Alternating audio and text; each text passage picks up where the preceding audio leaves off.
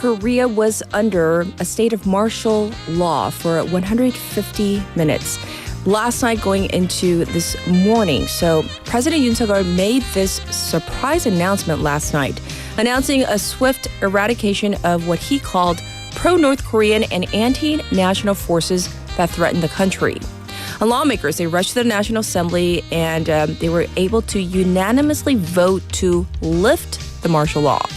This happened as armed martial law forces entered the National Assembly building and citizens protested outside the legislative building. And we seem to be living through a historic moment. And history will definitely make its own judgment on what went down. I'm Catherine. This is Morning Wave in Busan on Wednesday, December 4th on BEFM, 부산영어방송.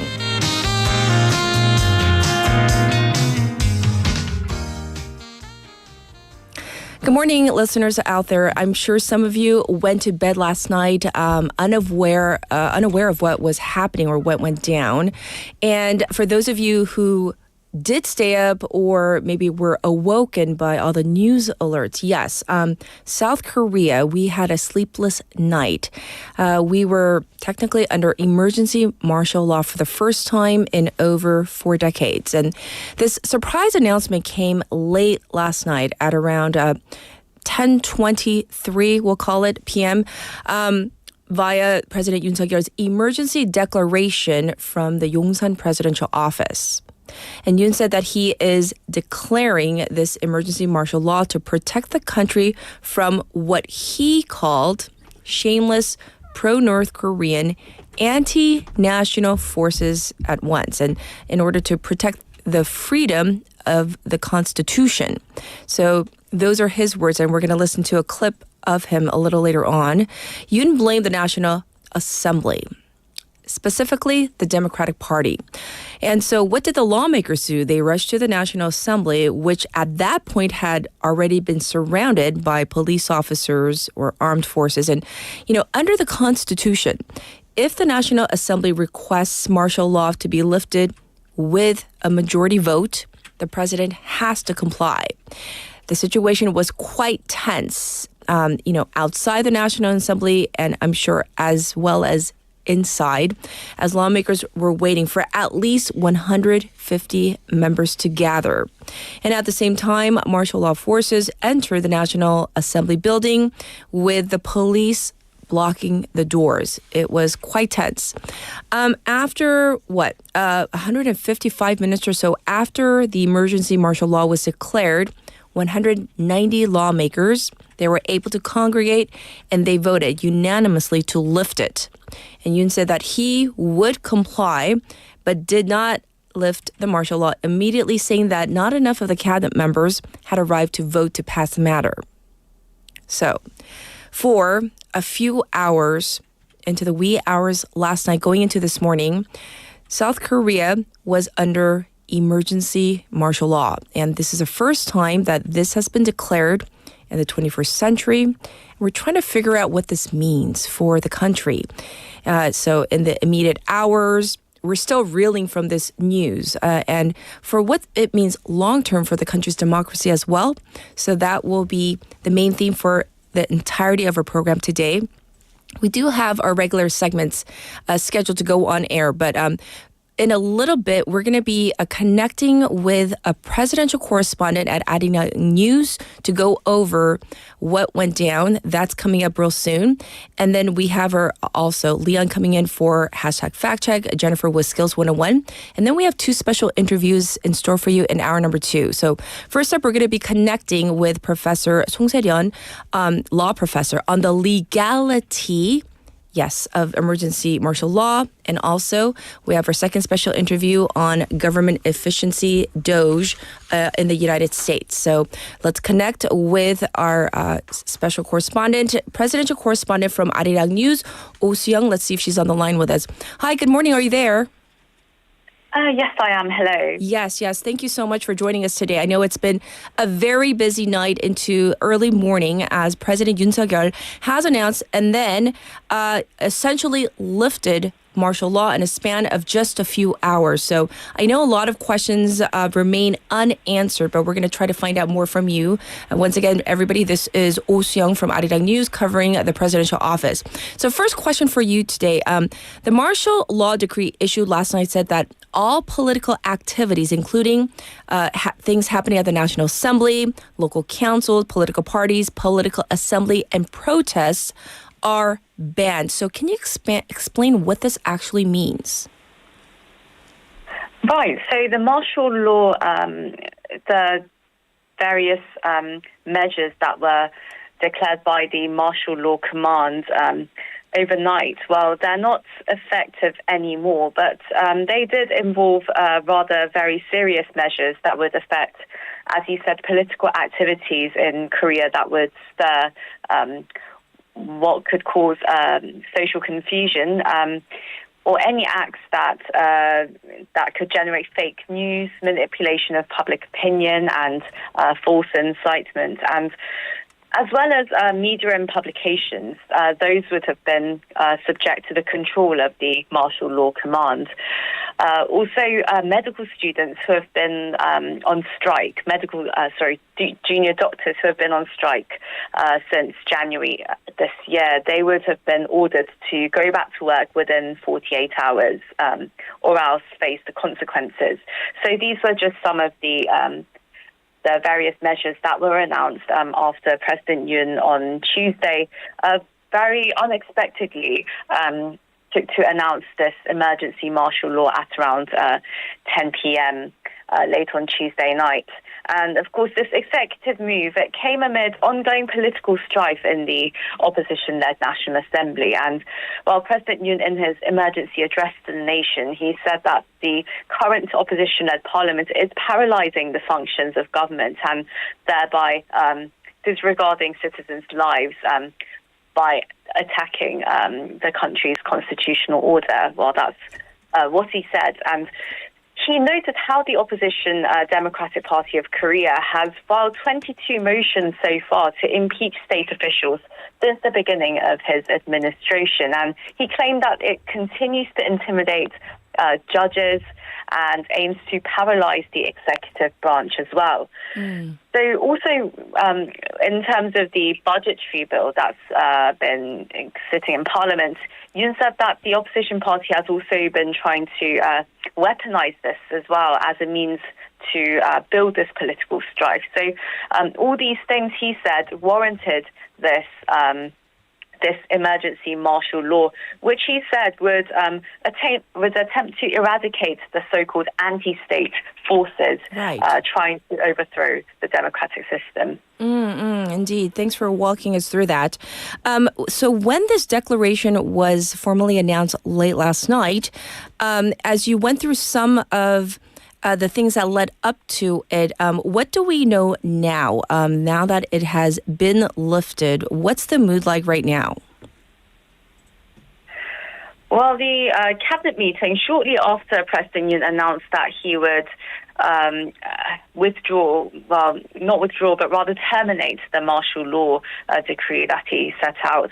The cabinet meeting did adopt a motion to terminate this. So, the martial law has been effectively lifted, but I'm sure there is still a lot of questions to be answered and a lot of political. There'll be a political uproar in the hours to come, and when morning breaks and as the sun rises, we'll see a lot of action in Parliament, and I'm sure it's just going to be a very busy and hectic day. Indeed.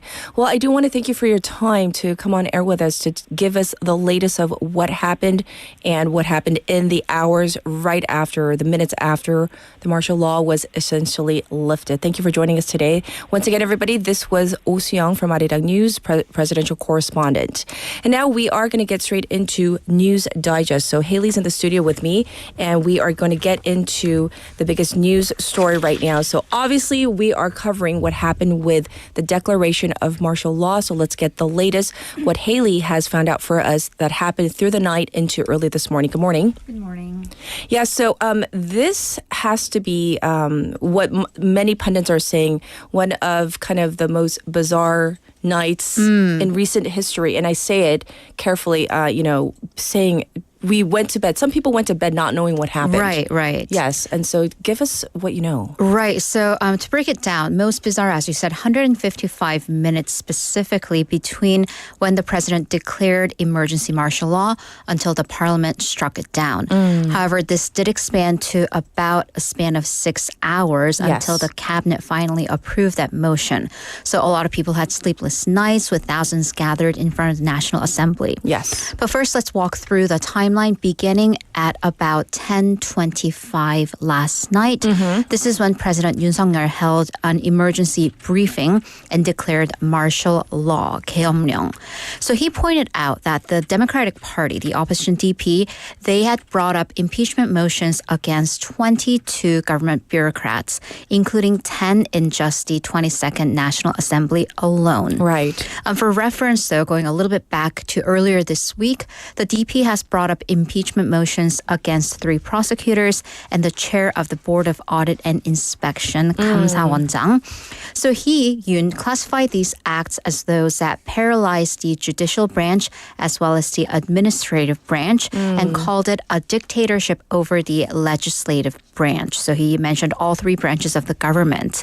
So it seems that also, speaking of the legislature, the recent budget bill for the 2025 calendar year seems to have played a part in Yoon reaching this decision, at least a part, because he also in that speech named several bills and policies that have been slashed by the opposition in the budget bill, saying that because of the budget cuts, the country's livelihood and security are in a state of panic, are in this void.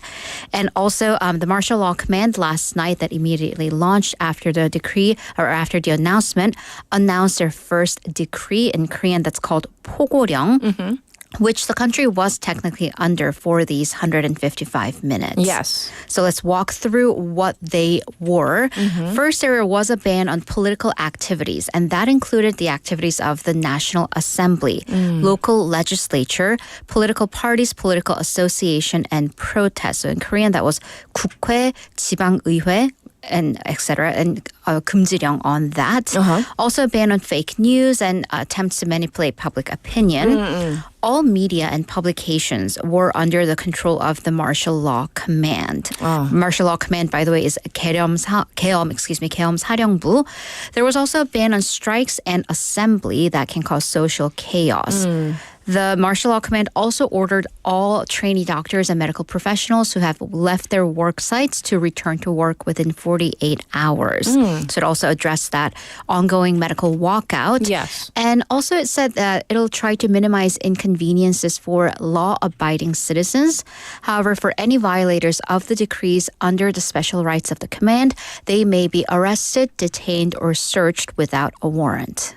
So, as we know, now this emergency martial law would be very short-lived. I mean, this is in hindsight, obviously, as the National Assembly, the members, not all of them, but they were able to congregate, to assemble, and voted to demand that it be withdrawn. And it was unanimous from what I understand. It was unanimous because under the Constitution, Article 77, it says when the National Assembly requests the lifting of martial law with the concurrent vote of a majority of the total members of the parliament, the president shall comply. So simply put, if more than half of the sitting members of the National Assembly at the site, they vote to withdraw it, the president has to. He has no choice.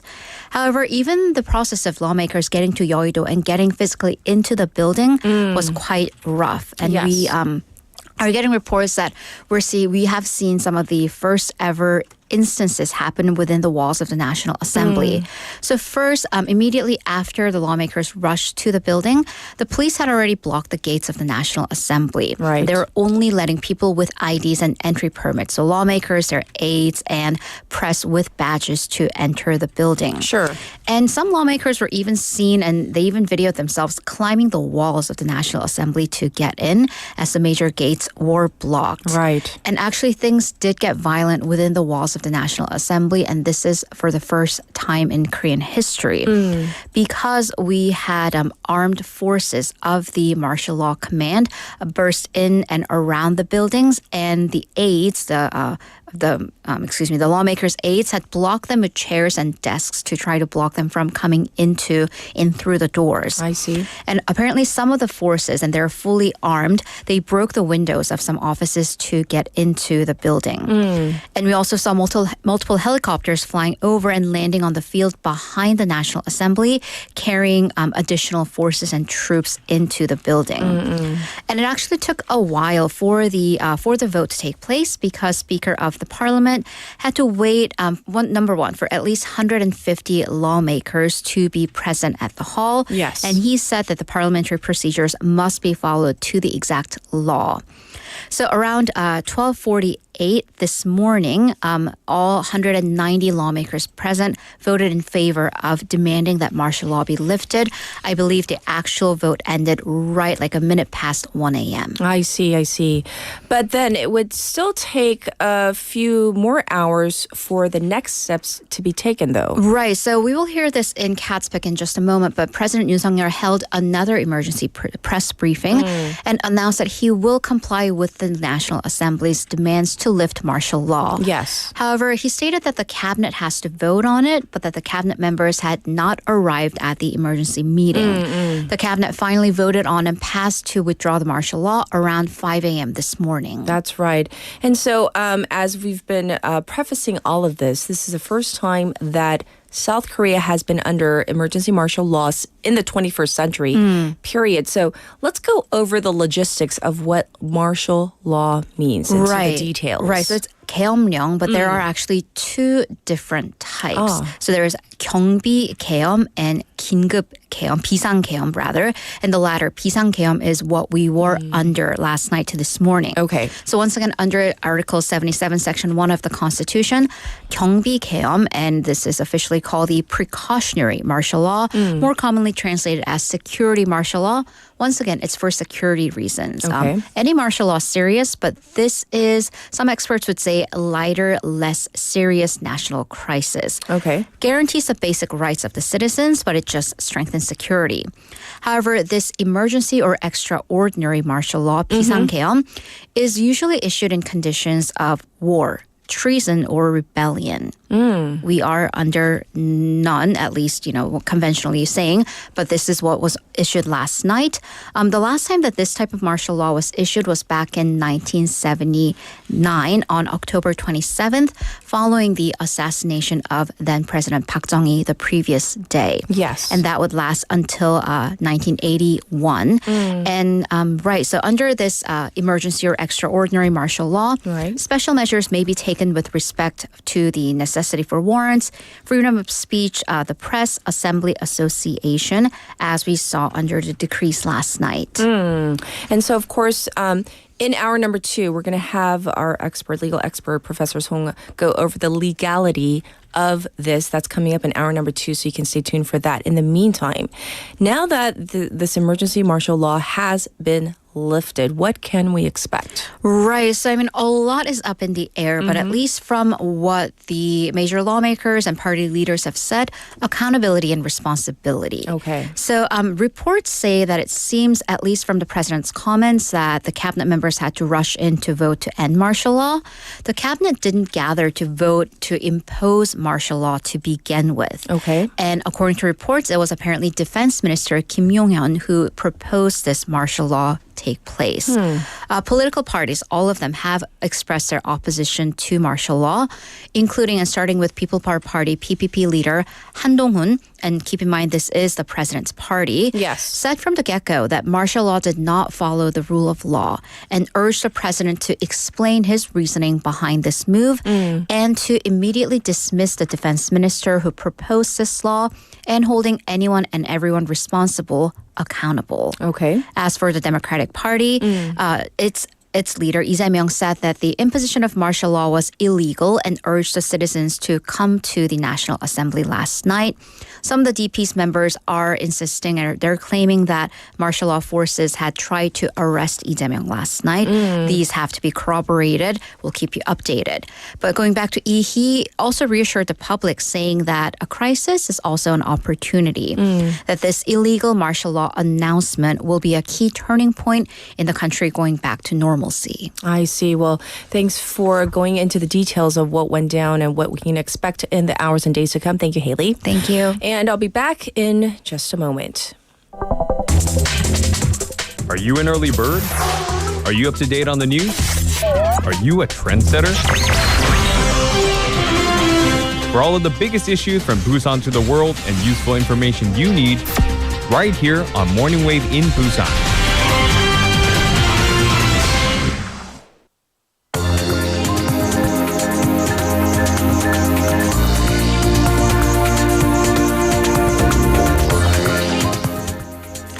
Obviously, for today's Cat's Pick, we're going to actually hear the voice of President Yoon Suk-yeol.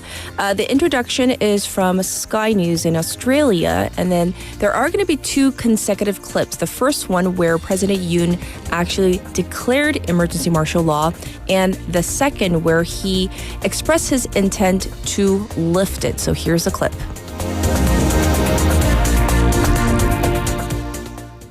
We begin this morning with a stunning development out of South Korea, where martial law was suddenly declared overnight by the president. Martial law is effectively when the military takes charge, therefore suspending existing laws, including civil rights on the civilian population.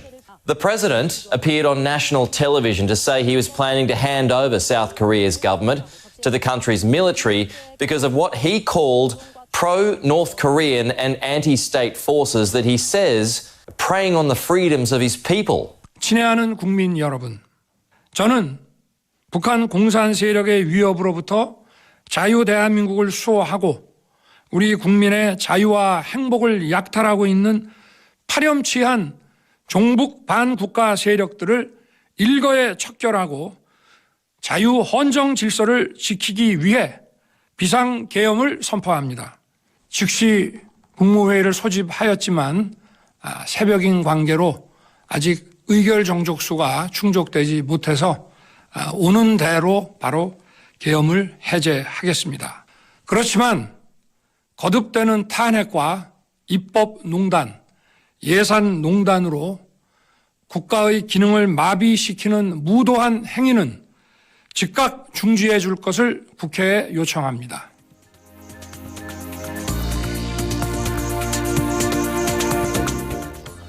And that was today's Cat's Pick because, of course, the biggest news, once again, as we're going to be covering throughout our program, is this emergency martial law. I know it's been lifted, but that is what happened in the president's own words. This was Cat's Pick.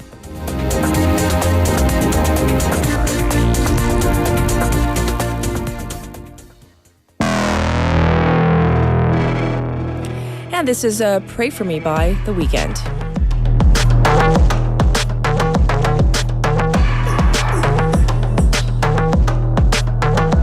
I'm always ready for a war again. Go down that road again. It's all the same. I'm always ready to take a life again. You know I'll ride again. It's all the same. Tell me who's gonna save me from myself.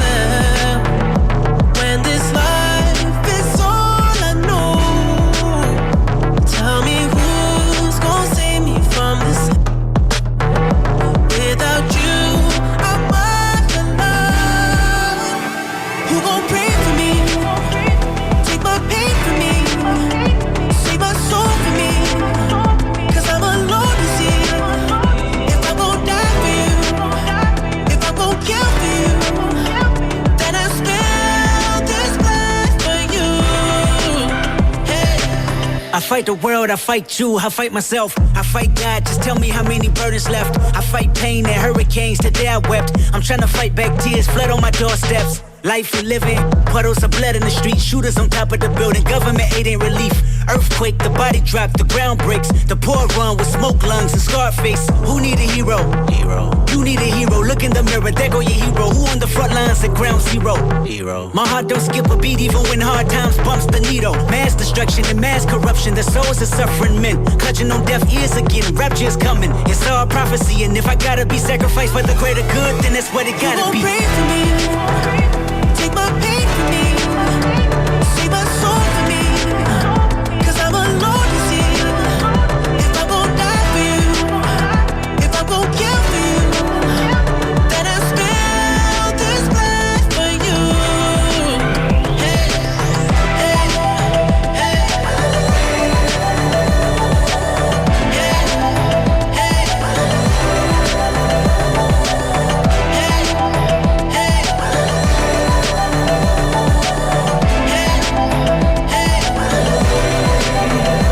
who gon' pray for me? Take my pain for me, save my soul for me, 'cause I'm alone to see. If I'm gon' die for you, if I'm gon' kill for you, then I spill this blood for you. Hey. Just in case my fate come, I live by my own law. I live by my own law. I live by my own. Just in case my fate come, I live by my own law. I live by my own law. I live by my own.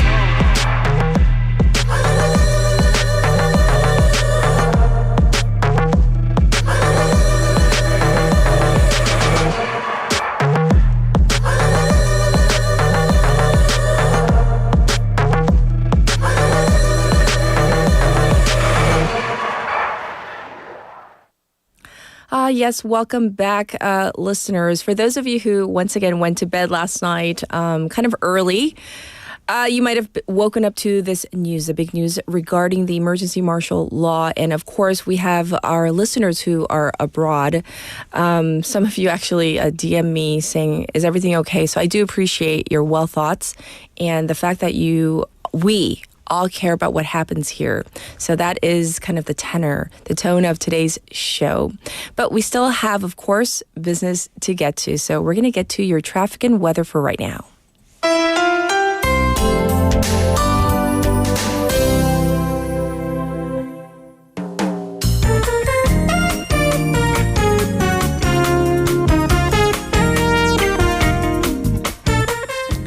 It is now 7:27 and here's your traffic report.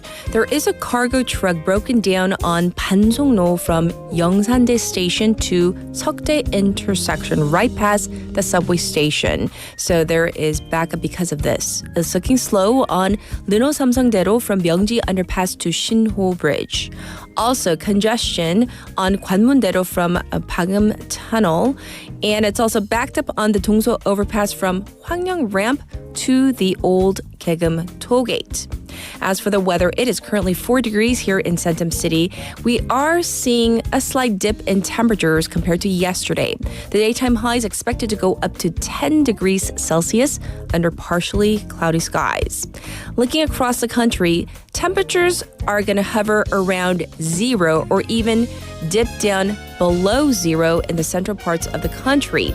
The daytime high is forecast to go up to 3 degrees to 11 degrees, depending on where you are. Light snow or rain is forecast for parts of Gyeongsang and Jeolla regions. This was your traffic and weather.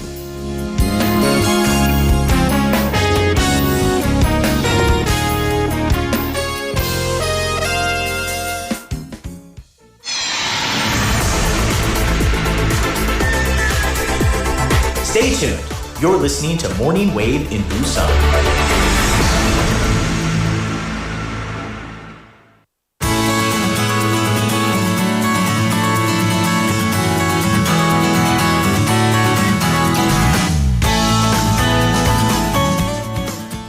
It's time to greet once again Haley for Busan updates, right? Right, indeed. Because we still have to go over what's important locally. And of course, we will continue our coverage of what happened with the emergency martial law that's coming up later on. So first, big news for the development project over the North Port.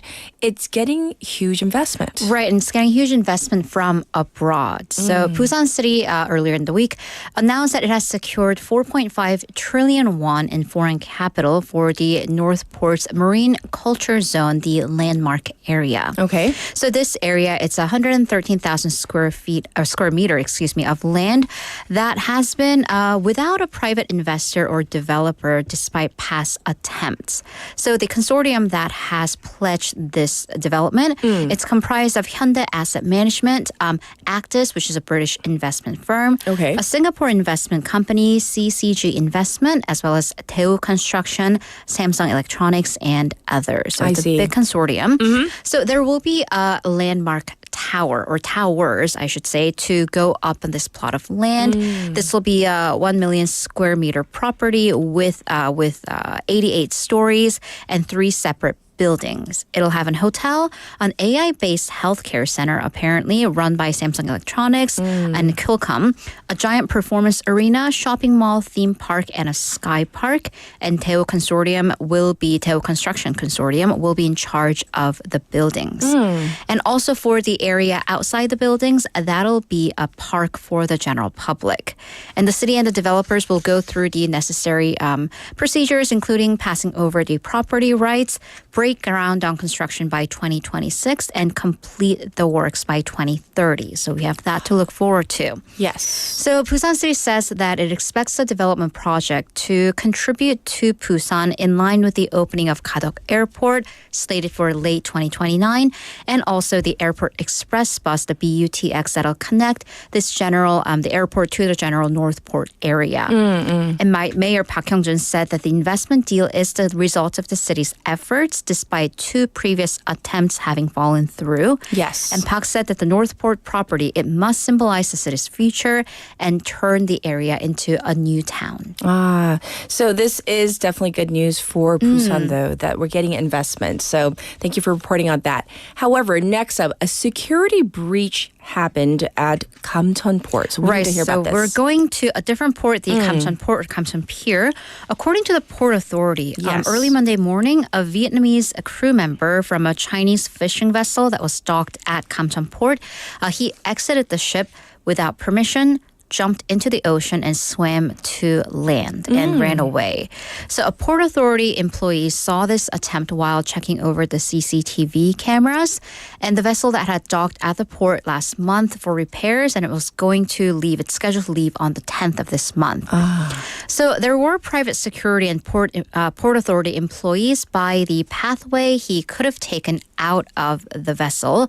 However, in order to circumvent them, he jumped into the waters. Yes. And swam and ran past an empty guard post. And that is the problem that we want to get to, because those familiar with the port's runnings, they say that this stemmed out of the port's general staff shortage. That, there isn't an empty guard post to begin with, but that is actually a common occurrence. Yes.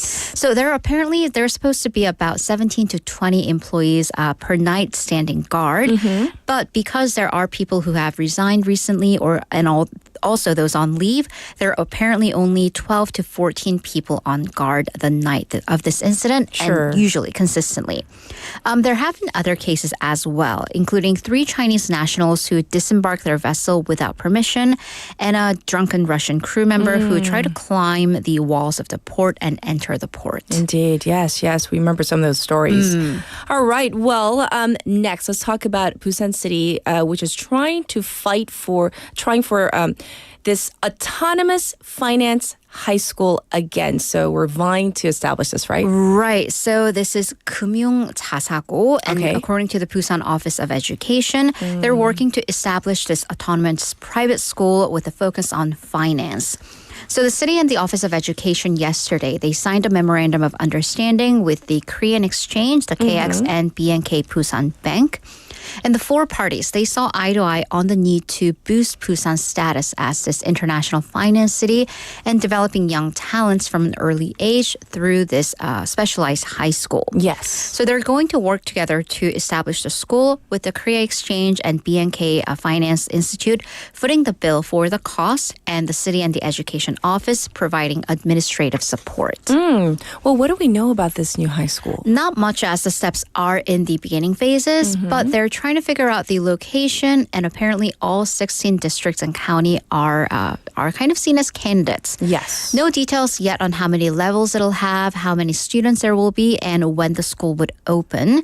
However, considering the usual process for a school to open, it'll take at least 4 to 5 years. But once the doors do open, once the school does open, it will be the only autonomous high school in Busan that will take students from the entire country. Right now, student admissions to autonomous private high schools are restricted regionally. Yes. So this would have an impact on attracting qualified students and maybe their parents to Busan and keeping these young adults here. That sounds good. Well, thank you for going over all the updates. And we'll check in with you in hour number 2. Thank you, Haley. See you in a bit. And we are due for another song break. Let's take a little breather. This is Love by Keisha Cole.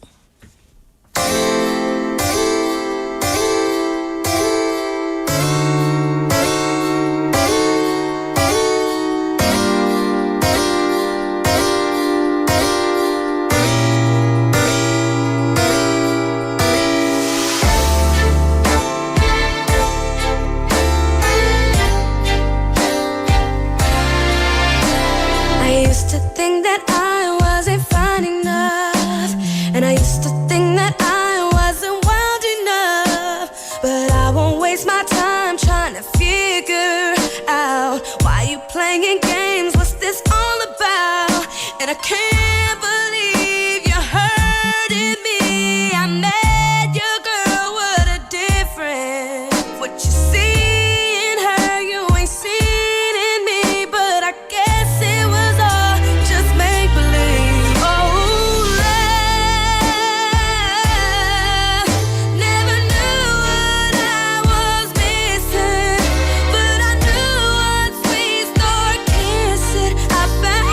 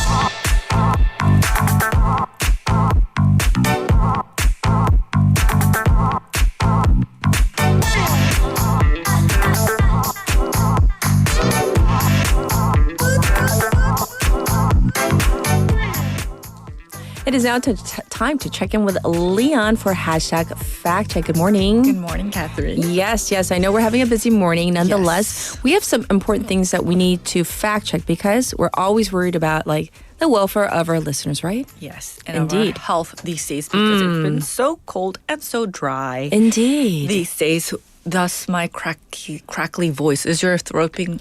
Are you doing okay with the? I'm doing cold? okay so far because I've been like really, really trying to take care of my throat and my voice because like, you know, I think of it as like, as Christopher Tamborelli says on the World Classics, he's like, this is our instrument. Oh, yes. This is like, you know, part of the talent, as he calls it. Not me, because he's a singer. It is. Right. And So it's important to protect our health. And your especially. instruments. Yes, and our instruments. And perhaps do you do it with a humidifier at home? You know, the thing is, actually, our producer just asked me, he's like, do you sleep with one on? I am guilty. You do not. I do not yet. You have like a throat of a 진짜 건강한 거네. However, when I do sleep, I have a very light scarf, very thin scarf, and I always kind of try to protect it at least from the outside. So you try to keep the warmth, but not moist. Not the moist. Not the so I moist. feel guilty already.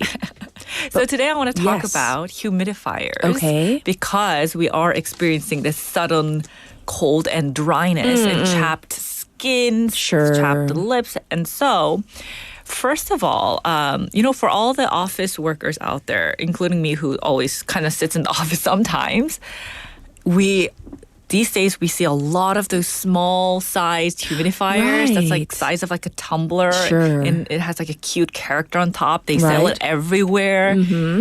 Would you say those are effective in humidifying the space? You know? It's so Is it small. just for mental they're cute. health? It's so no. That was the very thing that I was going to say. Like, Yes. I sometimes wonder: is it for the aesthetics? Like, it's cute, and maybe we think it's doing its job. But this is a good question. I'm glad you brought the. Is it doing its job?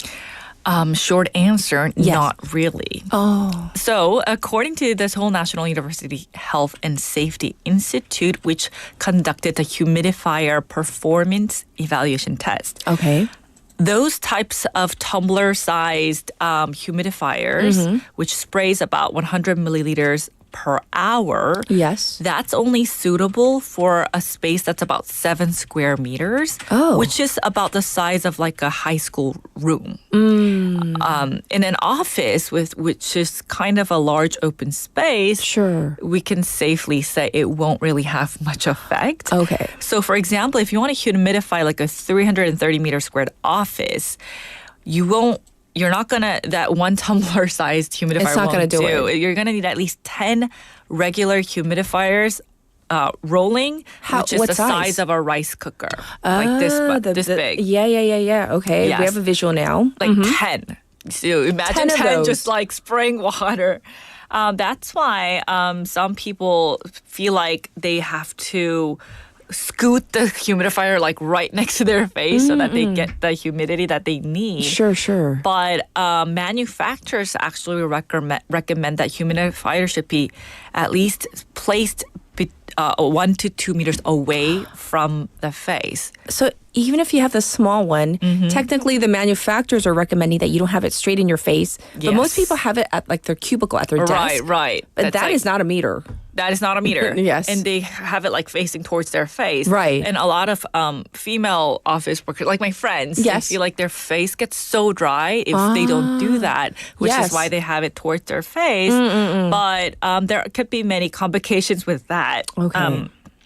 Dr. Woo Sang-woo, who's a professor of family medicine at Dongguk University, says that, if you have some kind of respiratory disease like bronchial asthma or other types of respiratory diseases, the cold droplets may actually irritate you and make your cough even worse. So it's safer to turn it around rather than inhaling it directly. Okay. So in my opinion, the better and safer option to keep yourself hydrated when you're sitting in an office probably drink more water and Yes. wear a mask. Wear masks. Okay. I think that's just the safest way to go about. Okay, so this is important information. Yes. So now we know. So if you're going to have a humidifier, it has to be the correct size. Size. And then also maybe not keep it so close to your face. Right. At least according to the manufacturer's recommendation. Exactly. Okay. Good things to know. So next, with some facts about humidifier, if it's super dry, Yes.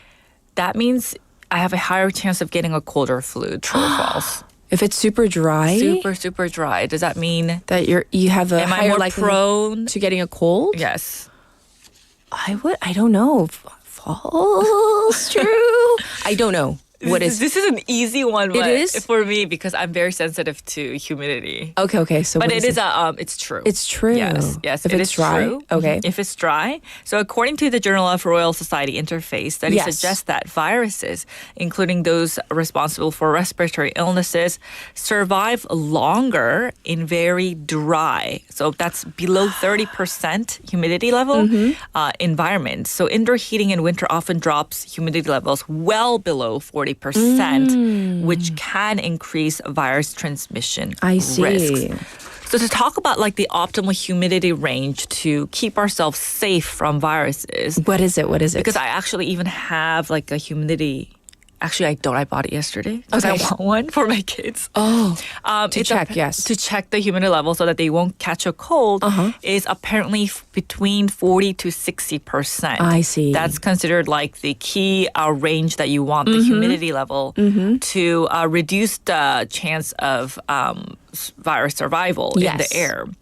And do you know why drier air means more viruses Why? in our Explain. body? Explain. This one was quite new to me. Okay. So according to Lydia Boruiba, who's a director of the MIT Fluid Dynamics of Disease Transmission Laboratory, she says the drier air can cause our mucous membranes to dry out, which basically means, drier mouths, drier nose. And this dryness makes them less effective at trapping the viruses.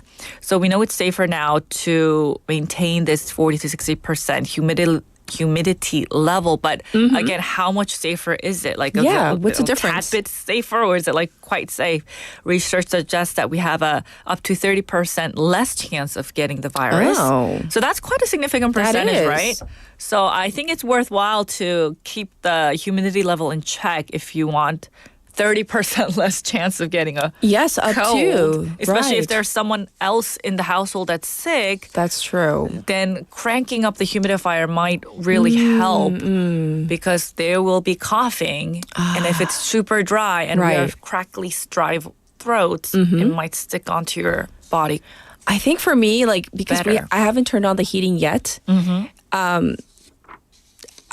So maybe that's why I feel like it doesn't feel that dry. It doesn't feel that dry. But I'm sure it's probably dry. I just don't like sense it as much. yeah, So. you're not sensitive to humidity. Yes, I guess I have to bust out my humidifiers. So yesterday, as I was preparing for this segment, Yes. I was cleaning all my humidifiers from my 창고, from the back end. And this is important, right? Yes. Cleaning. Cleaning is very important. If you Yes. have like which type do you use? Because there's 3 different types. Actually, I feel like I'm asking the wrong person because you're I'm not like- like obsessed about humidifiers. Right, You're right. like, there's like 3 types? Oh. There's 3 types. There's 3 types? Yes. And, there's the, does that start repeating? But there's 3 types. There's the micro. Uh-huh. Why am I getting confused? I should be the expert in this. It's okay. There's the ultrasonic humidifier, which Okay. is the 초음파 가습기. Uh-huh. And then there's the warm mist humidifier, which is the 가열식 가습기, which a lot of households with babies, they use because they think it's the most sanitary. They boil the water. So you inhale the boiled warm mist from the Yes. boiled water. And then third is the 자연 기화식 가습기, which is the evaporative humidifiers. So does any one of them ring a bell? You probably use the ultrasonic humidifier. You know what it is? My mother gifted us one, the ultrasonic humidifier that I haven't used yet. And the one that I have from days past are for when my kids were babies. So I probably have to throw this away. Oh, yes. Yes, and Those are just the filters that you have to consistently change. so that's out. They're collecting Those you're dust. supposed to change every 6 months. Exactly. So those are collecting dust. somewhere So in my we apartment. can safely say you don't really use Yeah. humidifiers. If worst comes to worst, like I hang a towel. I don't know if that works or not. A Okay, wet let's towel. talk about this. So Is how that bad about, too? if you Am I like- doing it all wrong, Leon? No. Okay. Towels are good as long as you don't reuse them constantly. Oh, never. Right. That It's never. just like the clean towels that you get off Once. the laundry. Yes. You wet it and then you dry it. It's only is for one enough. day, and then I throw it into the laundry. But again, it's important where you use those wet towels. Is it in the huge koshil or is it in your small Just living? right when we sleep. Yes. Sometimes if it's really dry, I just like get a new towel. That's effective. That's okay? Okay, That's okay. effective. And if you do it, I'm but doing also something there- right. But also, people who are more sensitive, they also do say the laundry detergent.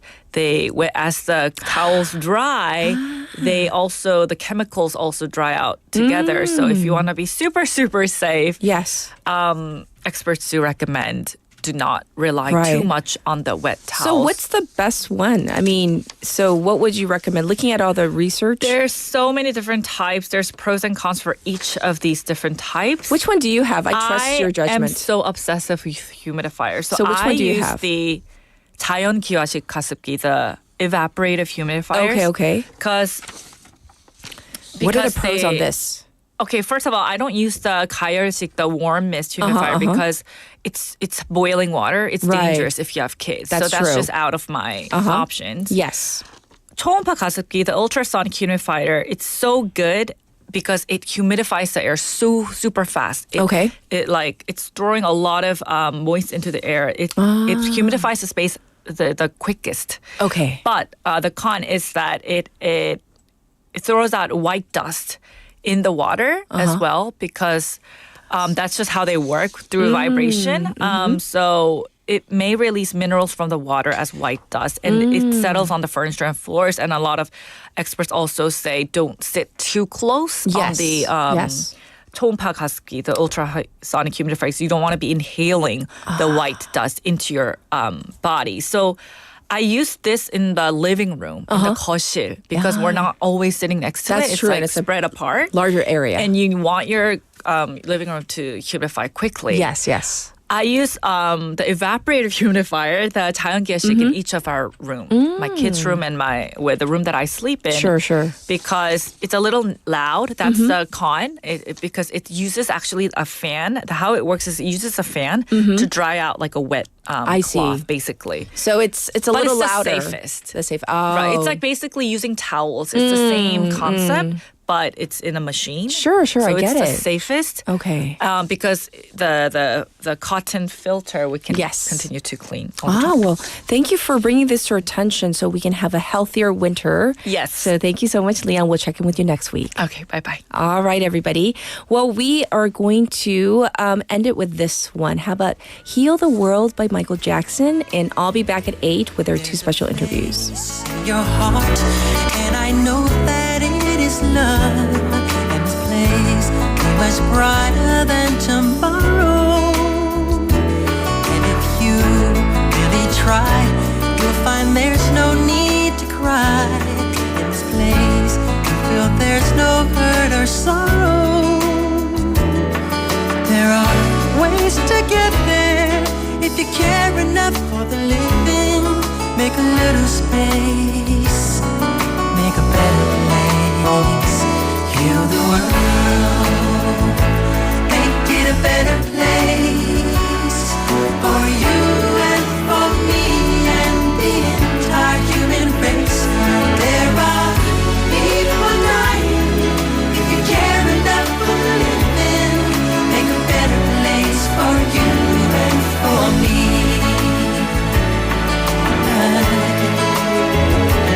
If you want to know why, there's a love that cannot lie. Love is strong, it only cares for joyful giving. If we try, we shall see. In this bliss we cannot feel, there will drift, we stop existing and start living. Then it feels that always love's enough for us growing. Make a better world, to make a better world. Heal the world,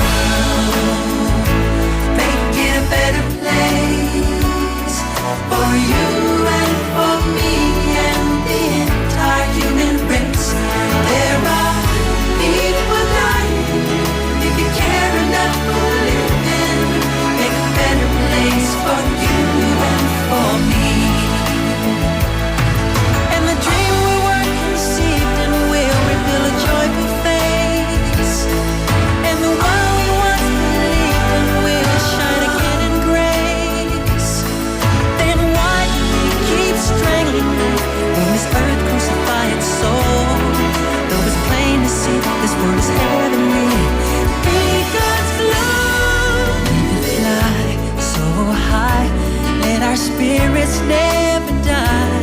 In my heart, I feel you are all my brothers. Create a world with no fear. Together we'll cry happy tears. See the nations turn their swords into plowshares. We could really get there if you cared enough for the living. Make a little space to make a better place.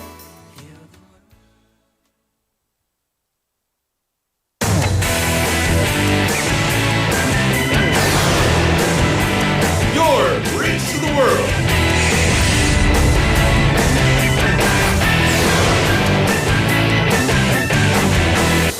befm 부산 영어방송.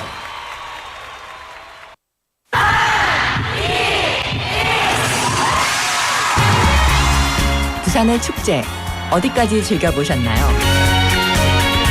과거와 현재, 미래가 공존하는 항구도시 부산. 이곳 부산은 계절을 물들이는 다양한 축제로 늘 풍성합니다. 봄의 시작을 알리는 봄꽃 축제부터 부산의 여름을 만끽하는 바다축제, 전 세계 영화인들이 모이는 부산국제영화제와 새로운 시작의 해맞이 축제까지. 부산의 축제는 우리의 열정을 가득 담고 있습니다. 바쁜 일상은 잠시 뒤로하고 특별한 시간을 선물 받는 바로 이곳 부산에서 우리의 삶은 축제가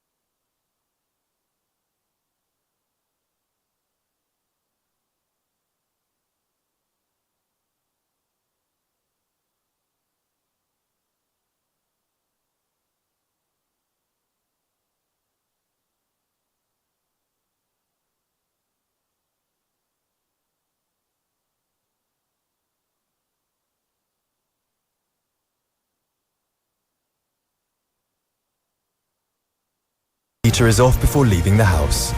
Leaving it on for an extended period of time can cause a fire. Let's all take part in preventing fire and have warm and safe winter this year. Tune into BFM 부산영어방송 for an emergency broadcast. This campaign is brought to you by BFM 부산영어방송.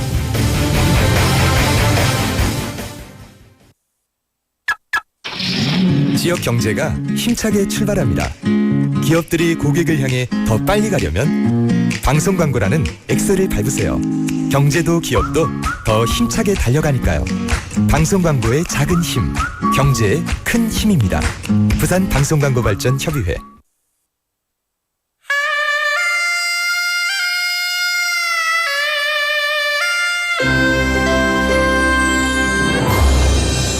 The time is now 8 o'clock.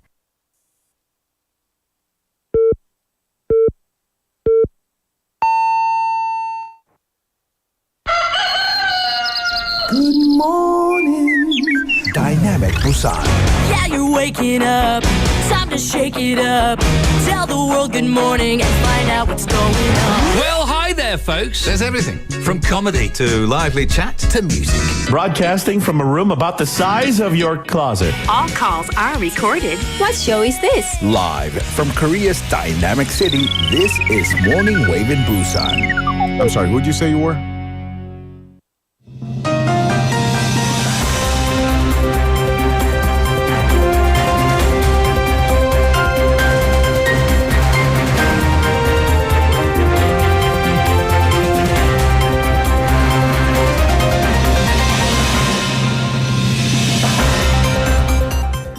It is now 8 o'clock. This is News Highlights. Yoon ends emergency martial law. South Korean President Yoon announced the lifting of emergency martial law early this morning as the National Assembly voted to call for its end, with the United States expressing grave concern over the hours-long political drama. His cabinet approved a motion to end martial law enforcement at 4:30 a.m., around 6 hours after he made the surprise emergency declaration, accusing the nation's opposition of paralyzing the government with anti-state activities. The Joint Chiefs of Staff, JCS, said that troops that have been mobilized to execute martial law have returned to base in a move that restored a sense of normalcy.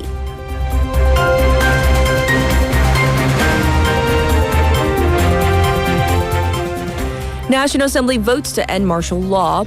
After gathering at the Parliament building, the National Assembly voted in favor of a motion demanding the lifting of martial law at around 1 a.m. this morning. All 190 lawmakers present voted to lift martial law. The Constitution stipulates that the president must comply if a majority of the Parliament votes to lift martial law. Commotion had broken out in front of and inside the National Assembly building as martial law forces clashed with aides and citizens. Thousands of citizens gathered outside the parliament, erupted in cheers and applause as the vote was announced.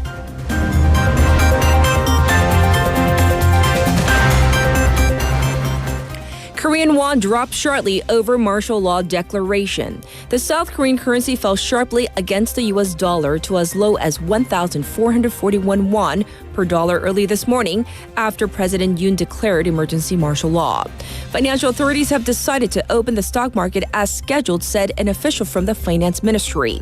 The benchmark, Korea Composite Stock Price Index, KOSPI, and the tech-heavy KOSDAQ markets will open at 9 a.m. and close at 3:30 p.m.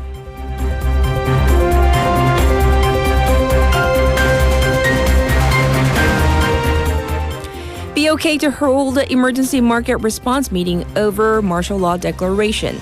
The Bank of Korea, BOK, will hold an emergency market response meeting this morning to check the impact of emergency martial law on the market and discuss necessary responses. In the meantime, Finance Minister Choi Sang-mok said that the government will deploy all available resources to mitigate the impact on the country's financial and foreign exchange markets in response to the unexpected declaration of martial law. Choi said the government will hold daily emergency meetings on macroeconomic and financial issues to establish a crisis management system, the Finance Ministry said.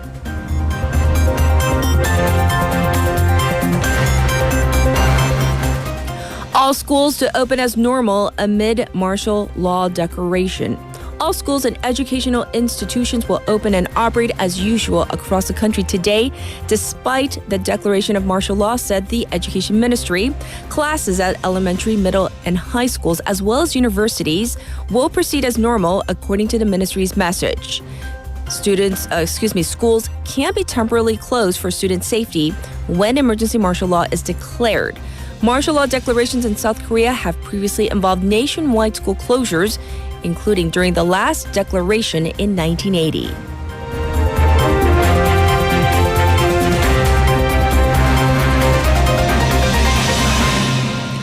White House not notified in advance of Yoon's declaration.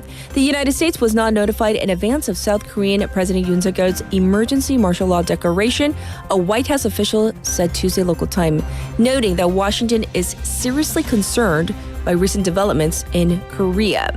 The White House has expressed relief at Yoon respecting the National Assembly's vote after the president ended martial law. Most major foreign press outlets are carrying this story as their top headline. And this was News Highlights.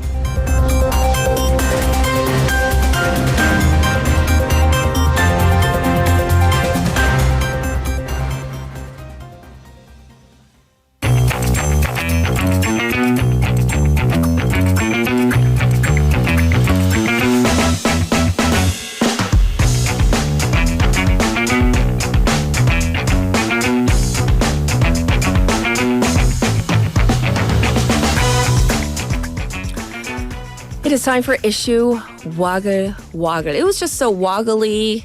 Late night into not morning. over yet? It's not. And I want to read one message at least for now. Leslie saying that these are Leslie's words. When I heard about the martial law situation, it was first thing in my morning, and my first thoughts were of my BFM family and BTS members at the same moment. So I actually did get a DM from her early in the morning, and I just wanted to say for everybody, like our friends, relatives abroad that were quite worried when they saw the breaking news. Right.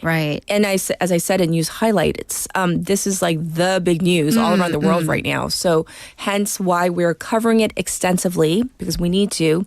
And for those who are, sending well wishes our way, we are okay. So we're good. Right. And we thank you for your concern. So continuing with our coverage of the president's martial law declaration and I guess the lifting of such, what updates can you give us at this point? Right. So we have scrapped all the Wagger stories for this morning because, at least at one point yesterday through this morning for 155 minutes, we were in a state of national emergency. That has been lifted, but fallouts will likely continue, as I will cover and as Professor Song Se-ryun will cover. So let's get to some updates in terms of the political parties. Sure. The ruling party, the People Power Party, PPP, they held a Supreme Members meeting at 7 o'clock this morning and have convened an emergency lawmakers meeting, Uichong, at 8 a.m. So that is underway. We'll have updates for you as results come out. Right. But PPP's floor leader, Chu Kyung-ho, prior to going into that meeting,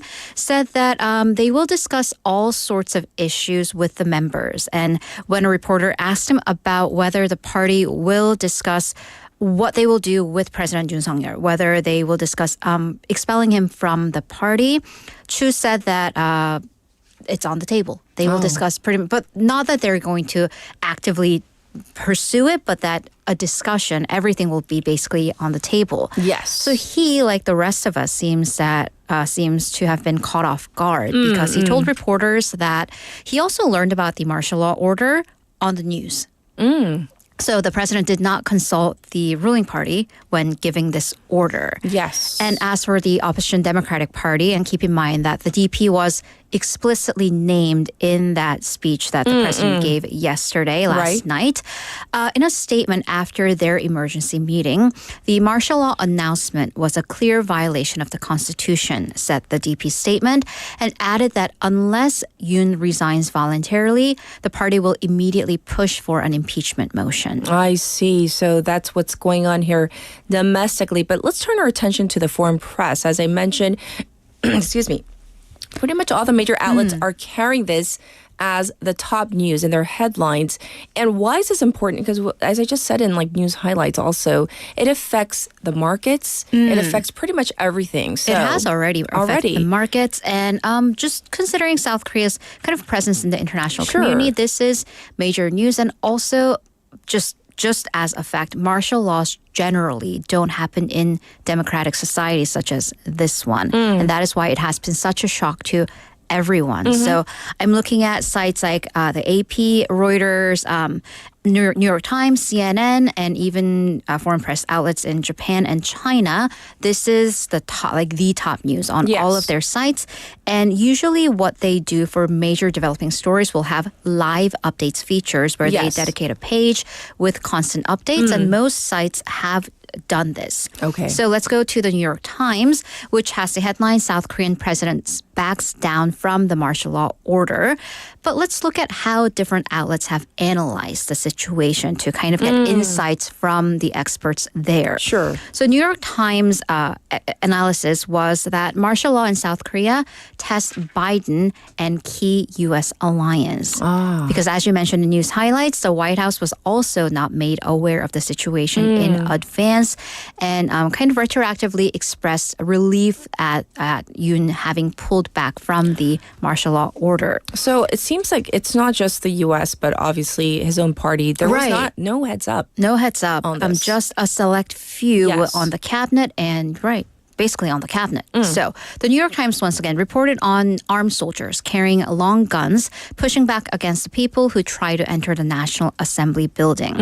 The Times also focused on the president taking command of the news media as per announced in the decree, and also noted that, and this is a direct quote, Yoon has been in a near constant political standoff with the opposition ever since he entered office. And this was also a point honed in on by the CNN, where analysts said that South Korean president made one of the, quote, great political errors.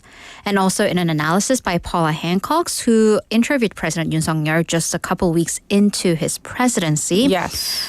Started with the election, how he won the election by the narrowest margin in Korea's democratic history, 0.7%. Calling him political novice, a former prosecutor, and a domestic and international unknown, saying that a lot of things were unknown when he entered office, and also highlighted recent scandals, including ones involving First Lady Kim Gon-hee, that have hurt his popularity. Noting that Yoon has been seeing around 20%, give or take a few points, in opinion polls in recent months. Also, it noted that it is ironic that Yoon made his name as the prosecutor general who led the corruption investigation against the impeached former President Park Geun-hye in 2016. Also ironic, too, that part of his justification for the martial law decree was a motion by the opposition party Democrats to impeach the top prosecutor. So kind of a circle of impeachment leading to this. And also analyzed that calls for Yoon's impeachment will grow, which was corroborated by the DP, saying that they will push for impeachment. And, this is what a lot of us are wondering. Why? Because under the Constitution, the National Assembly does have the right to basically strike down martial law, and the president has to comply, which happened just in the hours after. Well, here's an input from the BBC saying that it soon became clear that the martial law motion was not spurred by external threats, but, quote, by his own desperate political troubles. And cited observers who said that Yoon has acted desperately like a president under siege. So now going to non-Western media. Japan's Kyodo News said that it seems to be an attempt to once again turn around his low approval ratings, and that Yoon never really clarified what the anti-state forces were, as he referenced in his speech. Going to China, Xinhua News had a breaking news page for this. And this was also at one point last night the top search item on Chinese social media site Baidu. And some netizens compare this to the popular film 서울의 봄, 12/12, December 12th, the day come the day, and asking, is this Seoul's winter? Well, that's once again the major headlines from international outlets. So bringing it back to South Korea, the martial law decree also demanded that trainee doctors come back. That was one aspect, one part of this. So has the medical community reacted at all? It has. So going to, let's see, the emergency committee of the professors from Seoul National University, the medical school, and the university hospital, basically it doesn't apply, was the point made by the Professors Association and the Korea Medical Association, because it said that trainee doctors who are on strike must come back, but the thing is they have resigned. So the statement said that because the resigned doctors, their contracts have terminated between them and their former workplace, so they don't really qualify as being on strike or having left the workforce. Once again, they don't work. And also the Seoul National University Hospital professor said that despite this chaos from the martial law decree that threatens democracy, the doctors will protect their rights and also protect the health of the patients. The KMA also said that there are no members that really would qualify under this strike definition. I see. Well, So now that it has been lifted, this emergency martial law, things are kind of going back to normal. For example, I mentioned schools, the stock market. Keep in mind that, things will, may not be the same because once again, we are handling this heavy burden of, the first martial law in the 21st century and what may come of it. But apart from the political aspects, in terms of our daily lives, schools, and even the education ministry sent a text message to reporters saying that schools will operate normally even before the parliament voted to lift martial law. I see. So that was their plan all along. The text message came a little before 1 a.m., which is when the lawmakers had gathered. Yes. And most workplaces have resumed operations as usual. The defense ministry has pulled its troops all back from their heightened measures to normal operations. So that is at least where we stand for now. I see. Well, thank you for going over the details of this emergency martial law and the lifting of such. So we'll, of course, give you details as they come in. Thank you, Haley. Thank you. And with that, we are ready for our traffic and weather.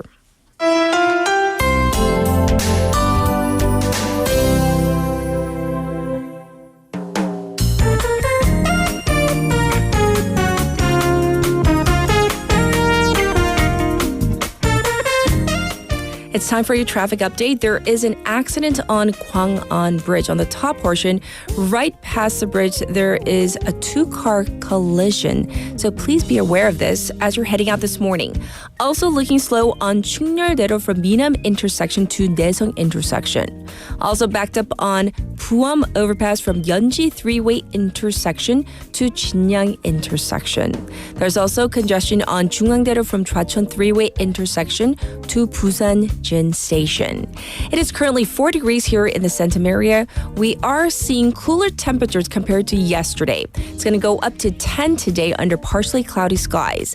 Looking across the nation, some areas will experience 0 or even sub-zero temperatures, especially in the central part of the nation.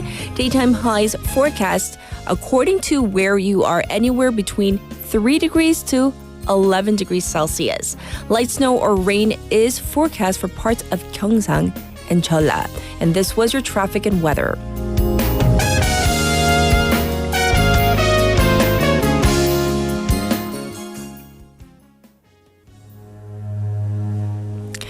And this is 야생화 by Park Hyo-shin.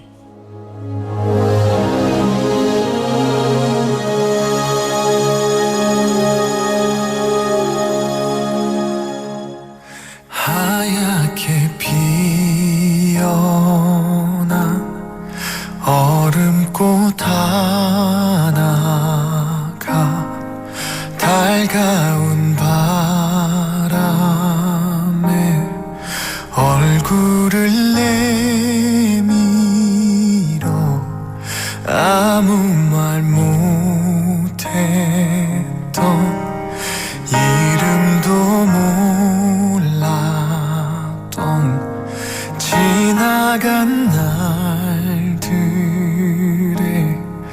눈물이 흘러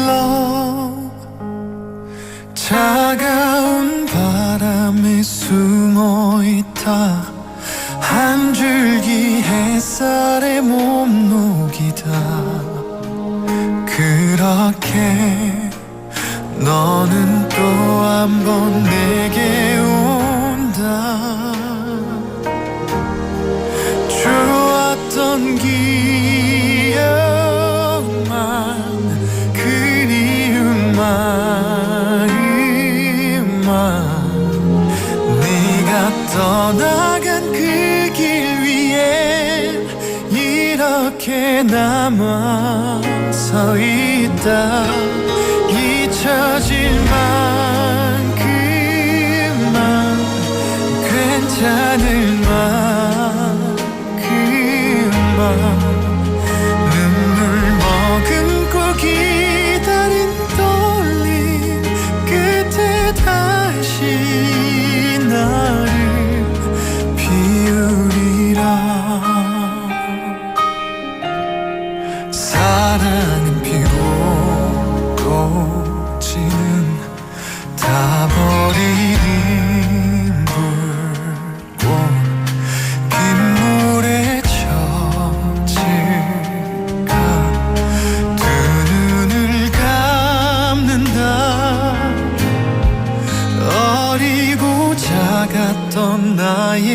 밤에 눈부시게 빛나던 추억 속에 그렇게 너를 또 한 번 불러본다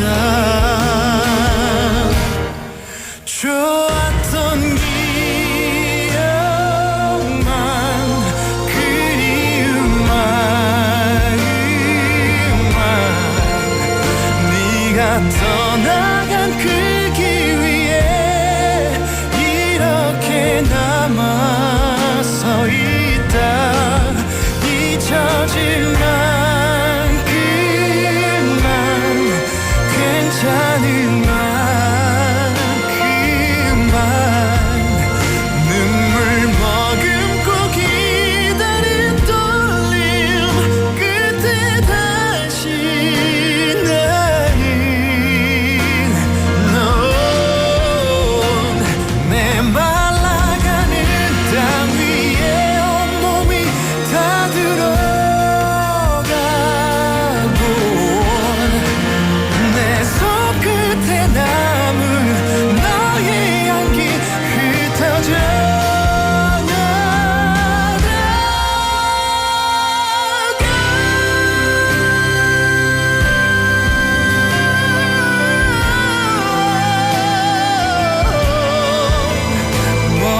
멀어져가는 너의 손이 붙잡지 못해 아프다 살아간 만큼만 미워했던 만큼만 먼 날 너를 데려다 줄게 봄이 오면 그날에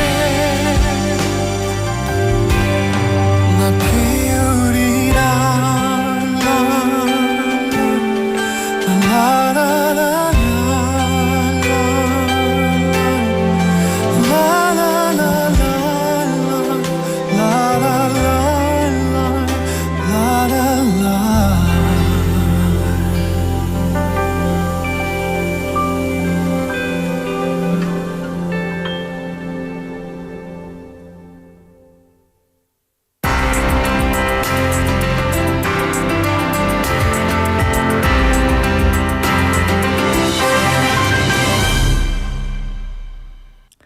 So this is our special interview on what happened last night into this morning. So we're talking about emergency martial law.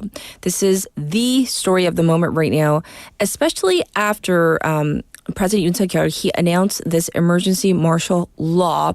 And what we know now, the National Assembly, they were, at least 190 members, were able to convene an emergency vote to lift said martial law.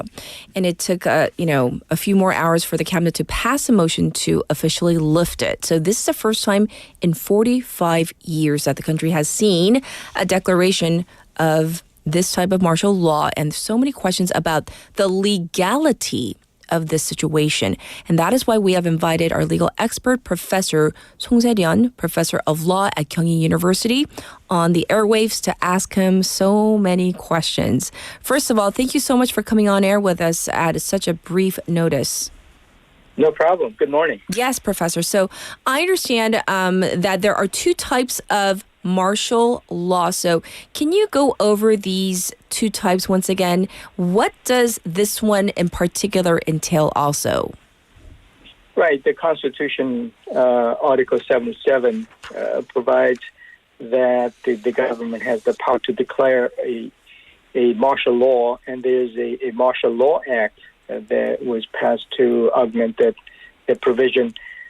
Basically, the martial law is the legal framework that allows the government to simplify the governance and consolidate the power to deal with the national emergency situation, such as war, including the civil war, arms conflict, and other very serious disturbance of the public order. Yes, yes. And so as the name suggests, Professor, imposition of this martial law is done under emergency or extraordinary circumstances. So what does the Constitution say about the conditions or criteria for meeting the standard for emergency or extraordinary circumstances of martial law? Right. The two kinds of the martial law, the extraordinary martial law, and there's a precautionary one. They have different interpretations. But the main difference is if you need a military to be mobilized to get back to the normalcy, then it's an extraordinary one. It's an emergency. But if you can mobilize the police power, and that's going to be enough, and minimal involvement from the military, then there would be either precautionary or the ordinary one. I see. But the last night, what was declared was the emergency one. So we're wondering whether there is a military necessity, which usually means some entity has fired a missile or the act of aggression has started. Indeed.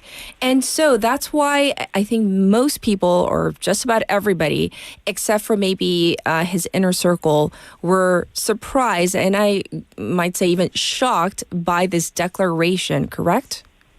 Right. I was wondering when there was a talk about the Emergency National Assembly, I was immediately thinking of whether the North Korea has done something or there was some kind of unknown attacks that has happened. But when I listened to what the president was saying, there was none of that. So I was really baffled why he was declaring this nuclear option at this point, seemingly without justifiable cause. Yes. And so if we look at the legal procedures there to pass and enforce martial law, I know it's very early on, but what do we know thus far about the steps that were taken? Well, there's a question mark to it. In the Constitution, it says it can be requested by the defense or the interior minister. Speaking to the external aggressions or internal national assembly, national emergencies. But nonetheless, they have to go through the deliberation by the state council. And there's a question as to whether that was taken place. So even the procedural part of it, I think there would be a lot of questions to be asked to see whether it was done by the books, by the Constitution. So important, though, what you said right now, Professor, was it followed, the procedures followed to a T by the book? And as we have been following this story since last night into early this morning, it took several hours from the president announcing emergency martial law and then having the National Assembly members, 190 of them gathering, unanimously voting to lift said martial law, and then to have cabinet to approve that vote as well on that end. So what happens next? What happens from here on out? Well, what happened the last night was by the books as well. The Constitution provides that even under the martial law, the separation of power works mainly with the legislature. I mean, judiciary might be curtailed. The military could be mobilized to take care of the internal kind of disturbances. But if the National Assembly gets together and votes in majority to ask for the lifting of the martial law, the president has to follow it, and that's what happened. Yes. Now, what will happen after those? Because the martial law has ended because of the legislature's action, it's back to normal. No effect from the military headquarters, whatever they demanded, it's no longer effective. Yes. However, I think that the political questions of what just happened in the presidential circle and why was it necessary for him, in his mind, to declare a national emergency and emergency martial law. Yes. I think that those are political questions, and the review from the judiciary, from the legislature, probably will kick on a higher gear, and the talk of impeachment even probably will be heard with more convincing evidence of what happened last night.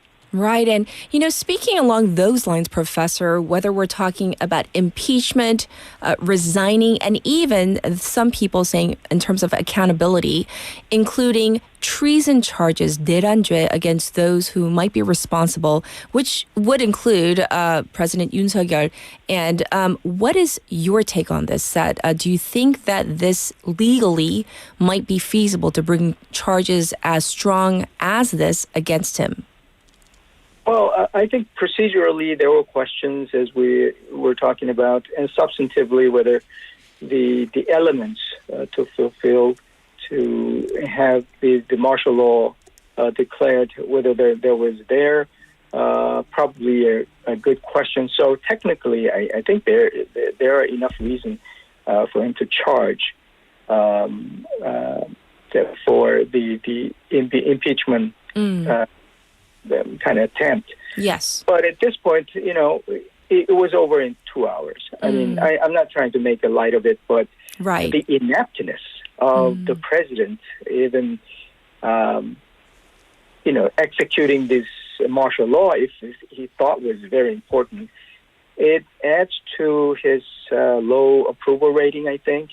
There were a lot of questions about if the people like me who didn't like to see any president get impeached in his tenure. Yes. The terms. I think we're thinking twice about what kind of president he is and what kind of the damages he might further do if he cannot even handle these serious matters. Well, of course, we're going to continue to watch what happens, but thank you so much for coming on air with us once again. Take care, Professor. Thanks a lot. All right, everybody, this was our special interview on emergency martial law, the legal aspects of this. And I'll be back with our second special interview.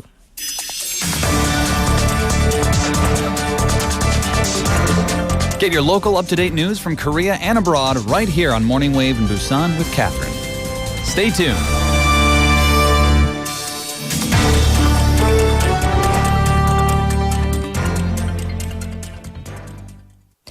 And now from the Korean government and what's happened here domestically, we're going to now focus on what's happening in the United States. As you know, there was a presidential election in November, and this Department of Government Efficiency, DOGE, as recently announced by U.S. President-elect Donald Trump, has sparked a lot of global attention. People want to know what this is about, especially with names like Elon Musk, being tasked with leading this ambitious initiative, it seems, to reduce federal spending and streamline operations. Is it to really cut the red tape?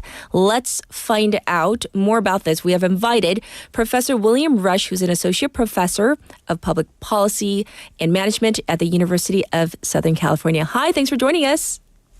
Hi, can you hear me okay? Yes, we hear you fine. So let me ask you this, Professor.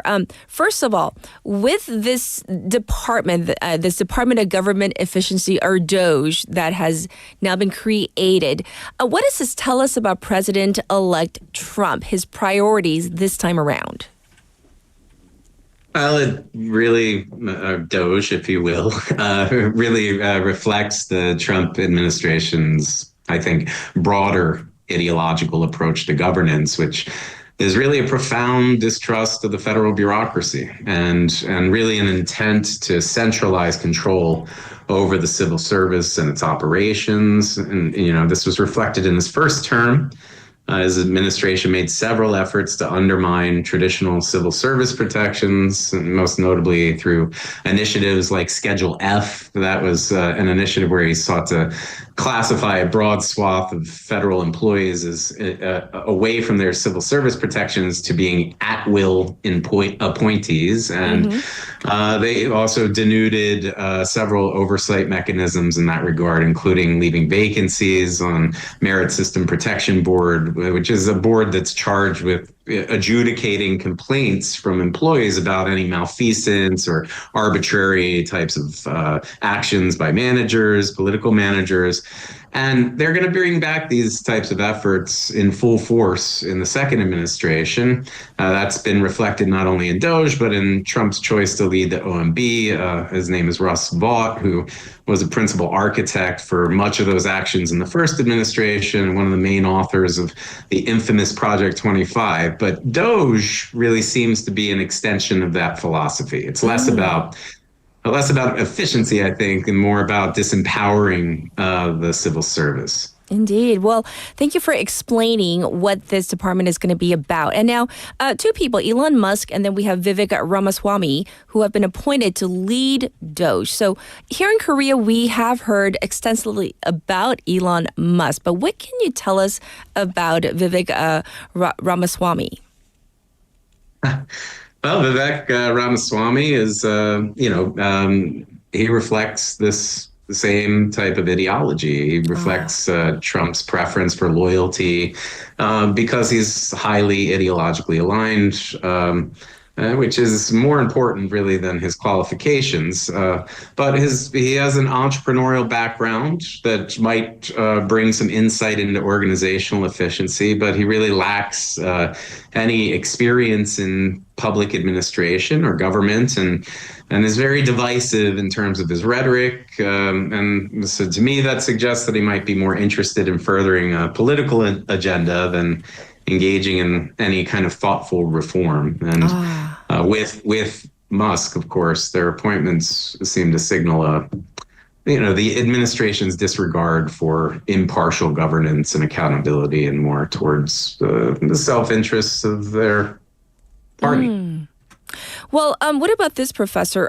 Critics argue that this DOGE itself might actually lack the authority to make real changes in federal spending. So is this an actual department, let's say Department of Education? Yeah. And can you explain why some people are saying there might not be any real changes? Yeah, it's not really a department. This is a meme from Elon Musk. It's an advisory body. And it does lack clear authority, but it also, as an advisory body, lacks accountability that true departments do.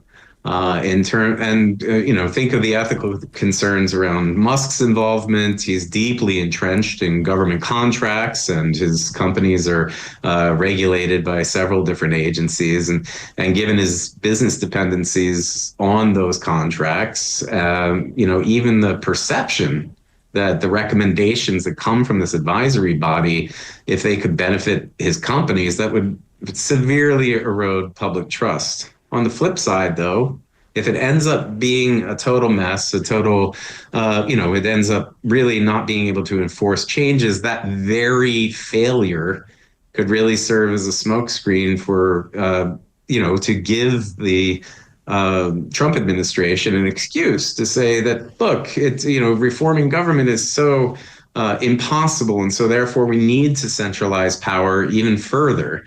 To rein in this bureaucracy that is incapable of reform, even if it was just symbolic politics to begin with. Well, do we know what DOGE, this advisory body, might actually be targeting first to streamline, as it says, or maybe to make government more efficient? When anyone throws around the term efficiency when talking about government reform, you have to ask yourself two questions. Efficiency for what, and efficiency for whom? And DOGE might prioritize areas really that align with the Trump administration's political objectives, but also that overlap with Musk's business interests. And that's a significant concern. It could be in federal procurement processes. And remember that has several $1 billion of contracts with the government. If they prioritize those areas under the guise of efficiency, so to speak, that's really going to blur the lines between public service and private gain, in my mind. Yes, and so might that not be a conflict of interest? What you're talking about right now, Professor?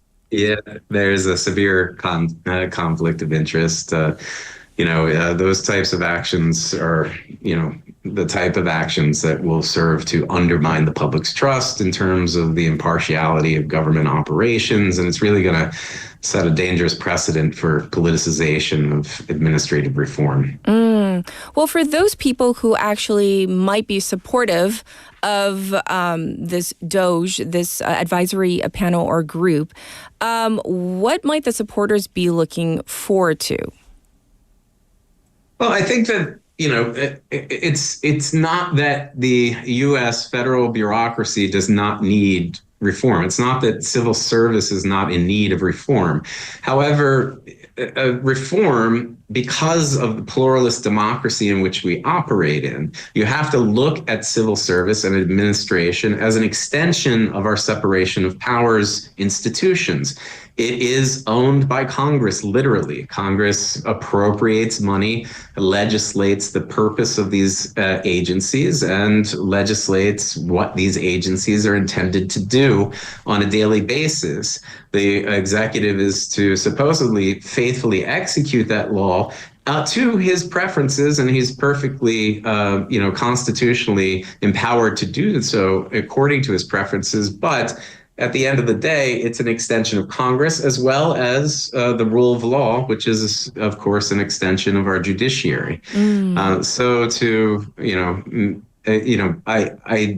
agree that civil service reform is very necessary on a continuous and constantly updating basis, right? But that requires a scalpel. That requires expertise in public administration. It does not require a sledgehammer. In fact, a sledgehammer, I believe, will, do much more damage than reform. I see. Well, thank you for your opinion and insight into this Department of Government Efficiency, and we'll see what happens come January. Thanks for joining us today, Professor. I appreciate your time. Thank you so much for having me. Bye-bye. This was Professor William Rush, and we talked about DOJ.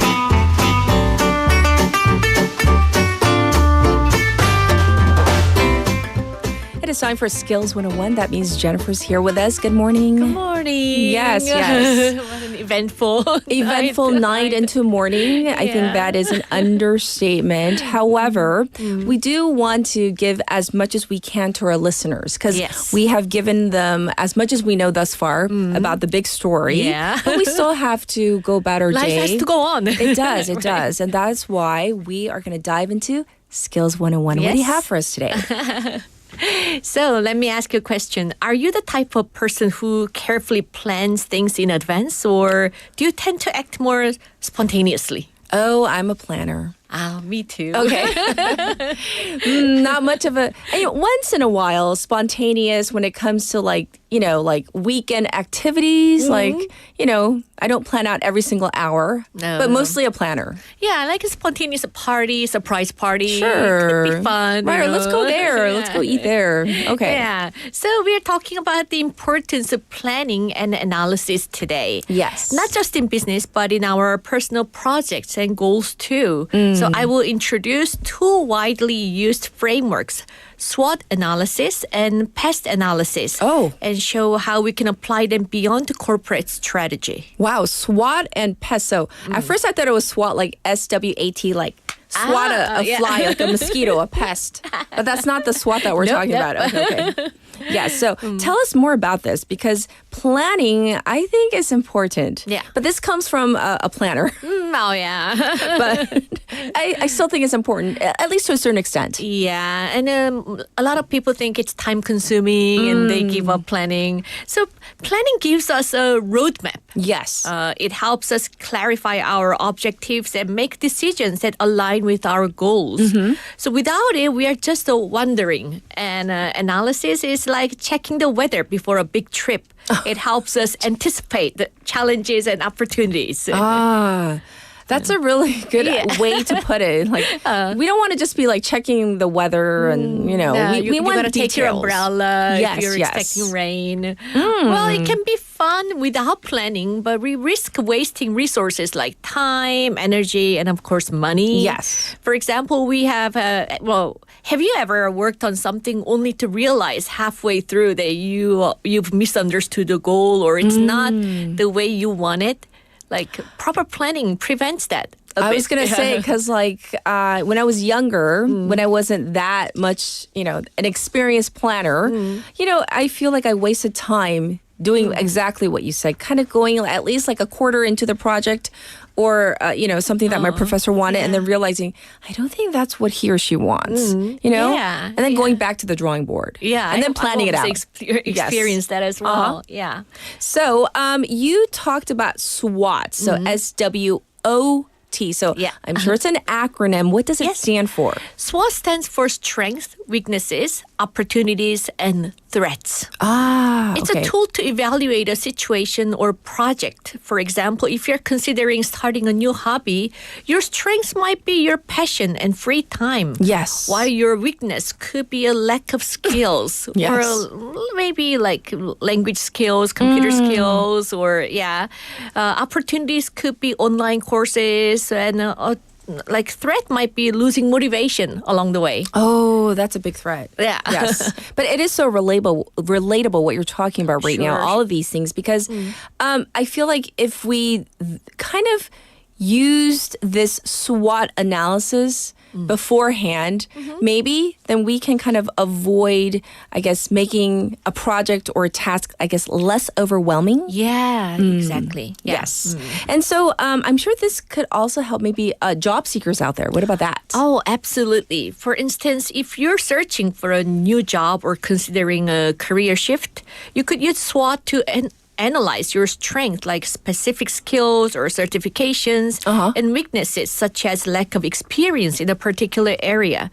Opportunities might include networking events or emerging industries, while threats could be a competitive job market or competitors. Yes. It's a great way to align your strategy with your personal goals. So going over SWOT one more time, I mean, we were going to repeat it throughout, like strengths, weaknesses, opportunities, and threats. Yes, once again, just to give you a recap. Yeah. So it does really make sense what you're talking about. But now we have to go on to our second acronym, because you mentioned PEST. So that is PEST. What does that stand for? It stands for political, economic, social, and technological factors. Okay. So it's often used in business, but you can use it personally. For instance, if you're planning a big move, you would consider the political environment there, economic stability, cultural differences, and available technologies in the new location. So it does seem that with PEST, you could almost take kind of like a broader view. Yeah. And then SWOT maybe for like the specific tasks at hand. Internal. Okay. Yes. So let me give you another example. Imagine starting a new tech business in today's climate. Political factors could include government regulations or incentives, while economic instability might pose risks. Socially, trends like eco-consciousness, like ESG, shape consumer demands, and technology like AI creates both opportunities and intense competition. So planning without considering these factors could lead to unexpected challenges. And so I think that is so relevant in this day and age, the pace of change these days. So like ever fast and changing all the time. And so these tools can be really vital. I'm thinking not just in business though, but maybe even at navigating your personal life. Yeah, exactly. But some people might feel like, oh, planning, I'm just not a planner. It's so cumbersome. It takes too much time. Yeah, why bother? Yeah, what would you say to that though? I'd say plan smart, not hard. You don't have to sit for hours to plan. Okay. Yeah. Start with a simple outline or a quick SWOT. For example, if you're like thinking about opening a coffee shop, what can be your strength? Maybe you have a certification, you have enough budget. Your weakness might be you don't know how to bake, so you gotta like take some baking classes. Okay. Opportunities might be there are many apartments around, and weakness could be, the threat could be something like there are many coffee shops already there. I see. So even 5 minutes of thinking about these things, save hours of redoing things later. Oh, that's bad. Redoing things. 다시 하는 거. Oh, yeah. Yes. And I don't know. We talked about like for perfectionism before. Oh, yeah. We did that last week. Good. And so like, how might that help us kind of avoid that kind of pitfall? Right. Life is unpredictable, so plans should be flexible. It's not set in stone. They are a guide, not strict rule book. You can review and adjust as you go along.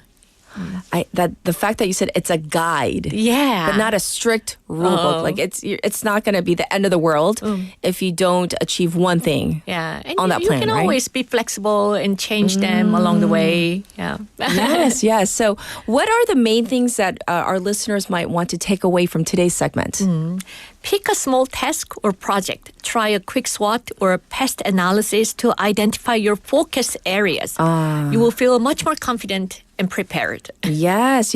So definitely SWOT. Okay, strengths, weaknesses, and then what was opportunities, and then also the threats. Oh, it's just like a test. Right. It's a test. And then pest, political, economic, social, and technological factors. Okay. Oh, 100%. Okay, 99. I peaked a little. Just to make sure. But I certainly hope that this helps our listeners today as they go about their day. Maybe they're planning for the new year even. Maybe picking up a new hobby. Or just to be a little bit more, I don't know, mess-free in the new year. How about that, right? Yes. Good. All right. Sounds good. Well, thank you so much for this. Thank you. See you next week. Everybody, this was Bye-bye. Jennifer with Skills 101. And today, this morning has been an eventful one. I think that is an easy one to say. I have to say, though, last night, for those of you who stayed up, or for those of you who woke up early this morning to wake up to this news about this emergency martial law, were probably surprised, shocked, and you had, I'm sure, your own emotions in dealing with this. However, on the positive side, it has been lifted. The National Assembly members were able to gather unanimously. They voted to lift martial law, or requested, and then the president with cabinet members, they did officially lift the martial law. So hopefully back to normal. But of course, we're going to follow the story to see what comes next of this story, because this is the biggest story, not just for domestically, but making headlines around the world that shows you the impact and importance of South Korea on the world stage. And with that, I'm going to leave you with this song. This is 응급실 by EG, wishing you a safe and happy day. Bye, everybody.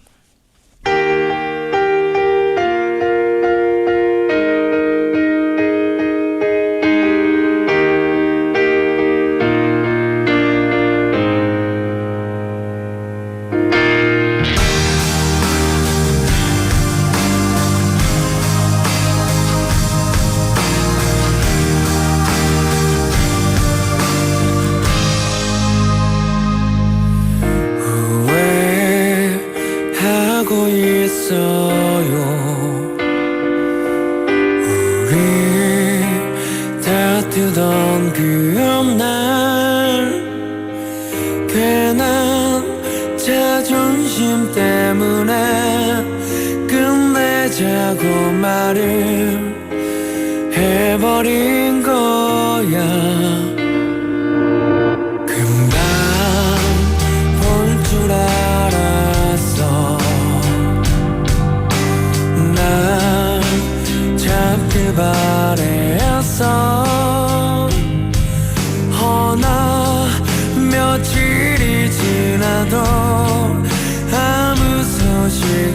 자 없어 항상 내게 너무 잘해줘서 쉽게 생각했나봐